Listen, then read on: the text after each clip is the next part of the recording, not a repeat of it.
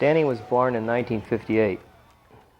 He was my second son, and I always hoped that he would make a difference in this world, but I never knew quite how. One of my real great memories of Danny was to watch him play Little League Baseball. And that was his favorite sport, and he was particularly good at it. Danny had great agility. He could move right and left very quickly. He liked to play third base and shortstop because of his speed, and he had a good arm, so he could throw very fast and hard to home plate. And he was a good hitter. And one of his goals is, being he was born in St. Louis, he wanted to play for the St. Louis Cardinals someday. So that was his goal, to be a professional shortstop for the St. Louis Cardinals. Danny really loved the lake. That was one of our most enjoyable times together as a family. And we'd make an effort to go up there as often as we could. And usually, being a retailer, I'd leave on Saturday after work. And we'd pile all the kids in the car and take off for Nacimiento. Danny really enjoyed driving the boat. That was, making him hot stuff. He really thought that was a big deal. Particularly being able to ride around the lake with his friends. And, he was a very good teacher. He liked to teach the younger kids how to ski. And I remember he was really hard on them, but he was so happy when he got them up.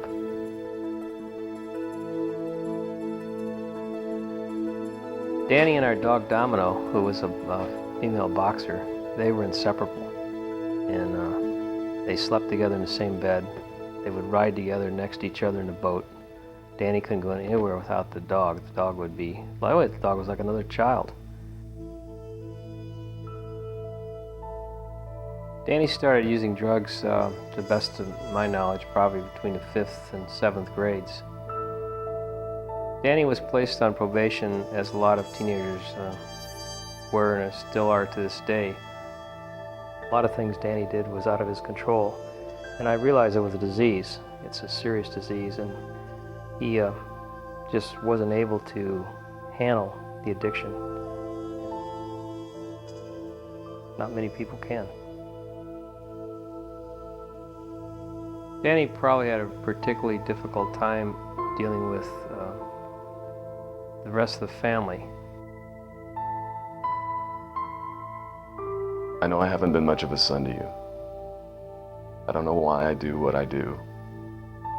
All I can say is I'm sorry. I love you, Dad. Happy Father's Day. Danny. Heartbreaking to me that my son had to write a letter such as that.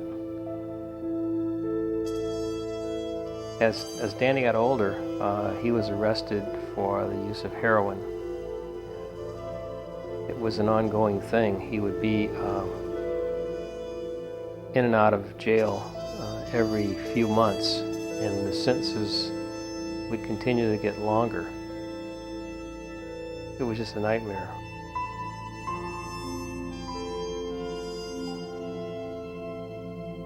Danny's last letter to me was very hopeful.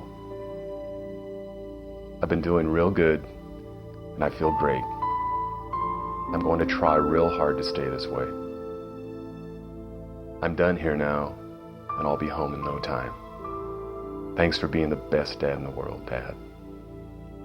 You know this is the time that's going to work for him, that he's going to make it this time. And you pray about it, and you wish that he do the best, and you want to just grab him and hug him and give him all the love you can. Do whatever it takes to keep him out of that clutch of the drugs and alcohol. The call finally came in May of 1995, and it was from my son Mike, my oldest son, early in the morning. The call was, Dad, Danny's dead. And they found Danny in somebody's apartment. And I guess when they found him that it was early in the morning, and he'd overdosed on heroin the night before, and gave him a coronary, stopped his heart. Danny's buried on a hill which overlooks the Little League baseball diamonds where he used to play as a boy.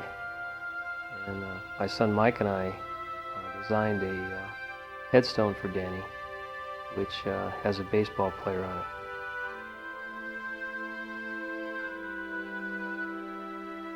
When Danny was small, I'd always hoped that he would be a success of some sort, you know, like every father wants their child to be. And somehow this has become a full circle. Our goal is to raise $5 million to develop a program and a treatment center. Kids that are between 5th and 12th grade will hopefully have a better chance than he did, and we will be able to rescue some of those kids in his name.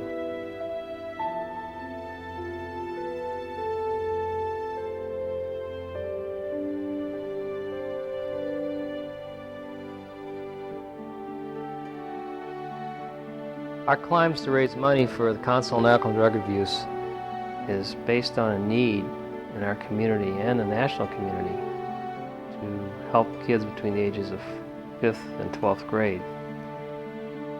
And now we've got some community leaders who are helping us.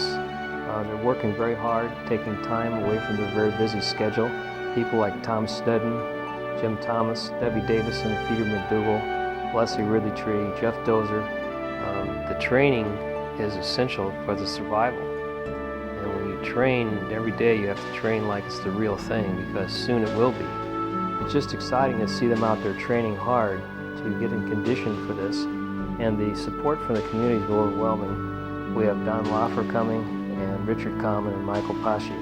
So we're just really excited about the opportunity for these people to do something that they're going to get a real, hopefully a real life experience from, as well as a life-changing experience for all the kids they help.